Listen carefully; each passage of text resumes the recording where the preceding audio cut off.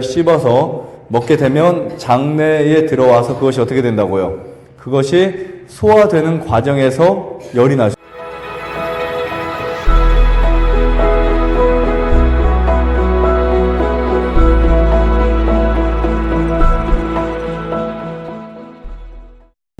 체온의 중요성에 대해서 제가 좀 설명을 드리겠습니다. 일반적으로 우리 그 암 환자나 몸이 안 좋으면 체온이 이제 떨어지면 이제 큰일 난다, 안 좋다 이렇게 알고 계시죠? 그렇죠? 체온이 떨어지면 어떤 일이 생길까요? 체온이 떨어지면 어떤 일이 생길 것 같아요? 춥다. 네. 어떤 일이 생길까요? 혈액순환이 안 된다. 면역이 떨어진다. 네, 조금씩 고급스러운 답이 나오고 있어요. 그 다음 또 체온이 떨어지면 하셨고요. 또 뭐가 있을까요? 체온이 떨어지면 암세포가 자란다. 네, 그 말까지 기다렸었어요. 일반적으로 보통 사람들이 이 체온에 관련돼서 굉장히 많은 걱정을 합니다. 그래서 최근에 많이 나온 그 치료법이 무슨 치료죠? 온열 치료. 그렇죠. 뜨는 거나 아니면 여러 가지, 찜질하거나 아니면 적외선, 고주파, 이런 것들 많이 있죠. 그 다음에 또 이렇게 매트, 온열 매트라든지 아니면 또 뭐가 있나요? 많이 있잖아. 막 조격기부터 시작해가지고, 굉장히 많이 있습니다. 그래서 우리는 많은 열 치료를 통해서 과연 내가 이걸 하면 나을 수 있을까? 과연 내가 이거 하면 회복될 수 있을까? 라는 생각을 하면서도 남들 하니까 안 할 수는 없고, 그렇죠? 그래 봐야 크게 비싼 것도 아니고 한 200~300밖에 안 가는데. 비싼가요? 네. 한 1,500만 원 갈지라도 투자해서 하겠죠. 그 이유가 뭘까요? 그거 하면 나을 수 있을 것 같다라는 그 생각에 그것을 도전을 합니다. 솔직한 얘기로 사람들이 병만 낫는다 하면 1,000만 원, 1,500만 원 이게 아깝겠어요? 전혀. 그렇죠? 그 돈 들여서라도 할 수 있겠죠. 그래서 오늘 저는 과연 우리가 체온 관리를 어떻게 해야 되는지에 대한 부분을 말씀을 드리려고 하는데, 첫 번째, 체온은 음식과 관련이 있다. 이 부분을 말씀드리고 싶습니다. 여러분들이 체온을 관리하는 데 있어서 가장 중요한 거 하나가 음식인데요. 음식물의 질에 따라서 체온이 떨어질 수 있어요. 그래서 체온이 떨어지는 음식들 중에 하나가 자극적인 식사들이에요. 파, 마늘, 고추, 그 다음에 술, 담배, 이런 자극적인 식사들이 체온을 어떻게 한다고요? 체온을 떨어뜨린다. 그 이유는 자극적인 식사를 할 때 우리 몸의 혈액은 흥분된 상태가 되고, 또 우리 몸의 이 신진대사가 굉장히 처음에는 극단적으로 이렇게 자극을 받지만 시간이 지나면 또 이제 정상 이하로 떨어지거든요. 그러니까 우리가 보통 마약이라든지 아니면 자극 흥분제 이런 거를 사용하는 사람들이 신경이 처음에는 굉장히 흥분되고 기분이 좋다가 어떻게 돼요? 나중에는 다시 의욕이 뚝 떨어지고 다운되죠. 그 다음에 또 문제가 되는 음식 중에 하나가 이 발효식품들이에요. 발효식품. 김치, 식초, 또 뭐가 있나요? 요구르트, 된장, 간장, 이런 청국장, 이런 것들이 이제 문제를 일으킵니다. 그 이유는 뭐냐면, 우리 몸에서 열을 만들어내는 곳이 크게 세 군데가 있어요. 한번 맞춰보실까요? 열을 만들어내는 곳, 열을 만들어내는 곳이 크게 세 군데 있어요. 물론 면역 기능들도 이렇게 체온을 조절하는 곳이 있겠죠. 갑상선이라든지 부신이라든지 체온을 조절하는 데가 있겠지만, 열을 만들어낼 수 있는 곳들이 있습니다. 심장이 있죠. 그렇죠? 그 다음에 근육이 있죠. 장이 있습니다. 장. 네. 장은 우리 몸에서, 보일러 역할을 해줘요. 보일러. 네. 장이 우리 몸의 가장 큰 보일러입니다. 그러면 이 장의 장내 환경에 따라서 열이 일어날 수도 있고, 열이 떨어질 수도 있다. 동의하세요? 네. 장내 환경에 따라서. 그러면 우리가 이제 장에서 음식물이 소화되고 활동해야만, 음식들이 충분히 잘 소화돼야만 열이 나는데, 일반적으로 우리가 이미 발효된 음식을 먹게 되면 장내에서 그것을 소화시키지 않습니다. 사실은 크게. 그렇죠. 그래서 우리가 그 통밀이나 현미나 뭐 이런 수수나 귀리나 이런 곡식들을 꼭꼭 잘 씹어서 먹게 되면 장내에 들어와서 그것이 어떻게 된다고요? 그것이 소화되는 과정에서 열이 날 수 있다라는 부분을 말씀드리고 싶습니다. 그래서 열이 나는 건 간단해요. 여러분들의 식사 이 라이프 스타일에서 곡식의 섭취량을 늘리시면 돼요. 무엇을 늘리자고요? 곡식의 섭취량을. 반대로 채소나 과일을 많이 드시는 분들 열이 어떻게 될까요? 올라가는 게 아니라 떨어집니다. 네. 과일이나 채소나 이런 성분들은 우리 몸에 열을 떨어뜨려요. 반대로 곡식은 열을 올릴 수 있습니다. 근데 죽이나 찌개 이런 거보다 씹어 먹을 수 있는 거, 타액이 많이 섞이는 거, 여러분 한번 나중에 뭐 꼭 테스트를 해보세요. 몸에 테스트를 하시되 구운 음식들 있죠. 뭐 크레카라든지 아니면 그 밀가루를 반죽해서 후라이팬에다 구운 것들 이런 것들을 드시면 뭐 한 달만 드셔도 몸에 느낌이 팍 납니다. 몸에서 열이 나는 것을 느끼실 수 있습니다. 그래서 음식물을 우리가 어떤 음식을 먹느냐에 따라서 내 몸에 열이 나는 거 굉장히 중요하고 겨울철이다 보니까 손발이 차가워지고 체온에 대해서 굉장히 예민하신 분들이 있기 때문에 말씀을 드리는데 나는 수족이 너무 차다, 너무 차고 배도 차고 종아리도 차다 하는 분들은 운동을 하세요. 운동을 열심히 하시면 혈액 순환이 됩니다. 막혔던 모세혈관들도 어떻게 된다고요? 네, 뚫려지겠죠. 참 말씀드리지 않은 것 중에 하나가 은행 있죠, 은행도 이렇게 가끔 섭취를 하시면 열 내는데 아주 도움을 줍니다. 그 다음에 제가 오늘 말씀드리고 싶은 것 중에 하나가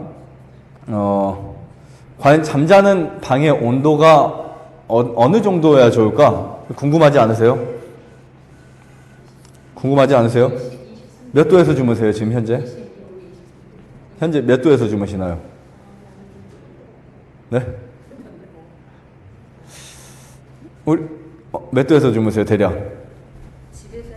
지금 여기서 뭐 집에서나 엄청 더워요. 한 30도 될 것 같아요. 어떠세요? 네. 보통 온도가 저는 뭐 그 집에 안 사니까 모르겠어요. 뭐 저희 집은 저쪽이니까 잘 모르겠는데 보통 온도가 20도, 22도 이 정도 온도가 가장 좋습니다. 네. 20도, 22도. 원래 이제 보통 우리 폐는 더운 공기를 이렇게 우리가 호흡하게 되면 폐가 넓어질까요? 아니면 좁아질까요? 줄어들까요? 폐 활량이. 폐가 활동할 수 있는 그 폐 활량의 그 활동성이 어떻게 될까요? 늘어날까요? 아니면 줄어들까요? 줄어들겠죠. 그래서 사우나나 이런 데 가면 가슴이 어떻게 돼요? 막 조여오고 답답하죠. 그러다가 밖에 시원한 공기를 마시면 그냥 뭐 이렇게 폐가 갑자기 배 정도 커진 것 같아요. 그렇죠? 네, 커집니다. 그러니까 더운 공기는 폐를 나쁘게 만들어요. 특별히 이제 폐암이 있는 분들은 온도계를 방에다 놓을 수 있으면 다이소 가면 1,000원이면 살 수 있어요. 네, 온도계를 사가지고 이제 내 방의 온도를 대략 잠자는 시간만큼은, 왜냐하면 잠은 하루에 몇 시간, 거의 7시간, 8시간 자잖아요. 그러면 내 하루의 3분의 1을 잠을 자는데 그때 찜질방 같은 더운 방에서 잔다? 이거는 절대로 좋지 않습니다. 그래서 한 22도 정도로 맞춰놓고 주무시면 좋을 것 같은데요. 이때 창문을 좀씩 열고 주무시면 됩니다. 창문을 열고 주무시든 아니면 더우면 이제 배부를 뭐 말씀하시든 저희가 이렇게 줄여드리든 하면 되니까 뭐 집에 가셔서도 잠자는 방의 온도만큼은 다운되면 좋아요. 뭐 가능하면 15도, 17도 이렇게 내려가도 뭐 전혀 상관이 없습니다. 사람들이 이런 말 하죠. 춥게 자면 어떻게 이렇게 말할 수 있어요. 근데 우리가 보통 잠자리에 이불 속에 들어갈 때 이게 덥게 막 그냥 메리아스 팬티만 입고 자면 다음날 아침에 어떻게 되지? 몸이 어떨까요? 다음날 아침 몸이 개운하지는 않죠. 그렇죠? 찌뿌둥둥하고 뭔가 몸이 막 이렇게 좋지 않습니다. 그런 거 느끼셨어요? 막 덥게 자면 몸이 개운하지 않고 굉장히 나른하고 피곤하고 별로 좋지 않아요. 네, 덥게 자면. 그리고 답답하고 뭔가 잠도 잘 안 오고. 네, 그 다음에 감기도 잘 걸려요. 덥게 자면. 그런데 반대로 내가 잠자는 방만큼은 냉장고는 좀 아니지만 어느 정도 그래도 시원하게 잠자는 내가 숨을 쉴 때 호흡이 자유롭고 지금 굉장히 편하게 느껴질 정도로 자면은 내 몸이 아주 좋습니다. 이게 원칙이에요, 사실요. 건강 생활의 원칙 중에 하나가 운동, 물 마시는 거 들면 공기도 원칙이에요. 공기는 뭐냐면 하루에 여러분들이 밖에 산에 가는 시간 뭐 해봐야 4시간, 5시간, 서너 시간 될 수 있지만 잠자는 시간에 내가 좋은 공기를 마실 수 있는 시간이 훨씬 더 많은 거예요. 그렇죠. 근데 우리가 대부분 열심히 운동은 하루에 몇 시간 하는데 2시간, 3시간 하는데 잠잘 때는 문 다 닫고 아니면 방의 온도가 한 28도, 29도, 30도에서 잔다. 그러면 폐는 다 망가진다라는 거예요. 산에 살아도 사실은 좋지 않습니다. 우리 장수님 내려가시니까 따뜻해졌죠? 따뜻해졌죠? 그게 좋은 게 아니라고요. 네, 문을 충분히 열어서 공기를 마시면 좋은데, 자, 이때 문을 열어놓고 우리가 방이 시원하지만 손발이 따뜻해야 돼요. 이해하시겠죠? 그럼 내가 잠자리에 들어갈 때 이 공기는 시원한데 몸은 따뜻하게 하기 위해서 우리가 보통 뭐를 또 사용할까요? 열 기구들을 사용하시죠. 이렇게 뜨거운 팩이라든지. 이거 좋은 걸까요? 나쁜 걸까요? 좋은 걸까요? 나쁜 걸까요? 열 기구를 막 뜨끈뜨끈하게 하고 공기는 좋은 거 마시고. 좋을 것 같아요. 네, 이것도 좋지는 않습니다. 네, 좋지는 않아요. 그러니까 우리가 이거를 잘 맞추셔야 돼요. 자연치유라는 것은 내가 찾아가는 거거든요. 내 몸에 대해서 알아가는 것이고, 어떻게 맞추시면 되냐면 내 잠자는 온도와 내가 그거를 견딜 수 있을 정도의 온도와 그리고 내 몸을 따뜻하게 유지하는 거거든요. 처음엔 쉽지 않아요. 처음에는 이제 그 열 기구들을 다 떼 버리시고, 네, 내 몸을 따뜻하게 해야 되는데 처음에 안 되면 조금씩 이제 바꾸시면 됩니다. 처음부터 막 무리하지는 마세요. 처음에는 이제 그 이불을 좀 더 두껍게, 네, 이불을 좀 더 따뜻하게 이렇게 주무시면 이불 속 안에가 어떻게 될까요? 온도가 내 몸의 열에 의해서 올라가겠죠. 이게 자기 열입니다.